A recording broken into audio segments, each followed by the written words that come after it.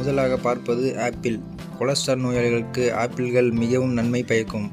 தினமும் 2 ஆப்பிள் சாப்பிட்டால் கொலஸ்ட்ரால் அளவை 50% வரை குறைக்கலாம். ஆப்பிள் சாப்பிடுவதால் செரிமான அமைப்பும் மேம்படும். இரண்டாவதாக சிட்ரஸ் பழங்கள். சிட்ரஸ் பழங்கள் கெட்ட கொழுப்பை குறைப்பதில் மிகவும் பயனுள்ளதாக கருதப்படுகிறது. ஆரஞ்சு பழம் உடலில் இருந்து கொலஸ்ட்ராலை அகற்ற உதவுகிறது. ஆரஞ்சு பழத்துடன் திராட்சை மற்றும் பெர்ரி உள்ளிட்ட சிட்ரஸ் பழங்கள் கொலஸ்ட்ராலை 10% குறைக்கிறது. மூன்றாவதாக அவகேடோ. வெண்ணெய் பழத்தை உட்கொள்வது கெட்ட கொழுப்பை குறைக்கும் என்று பல ஆய்வுகள் கண்டறிந்துள்ளது.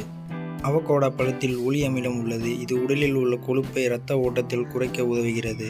நான்காவதாக வாழைப்பழம். அதிக கொலஸ்ட்ரால் உள்ள நோயாளிகளுக்கு வாழைப்பழம் சாப்பிடுவதால் அற்புதமான நன்மை கிடைக்கும்.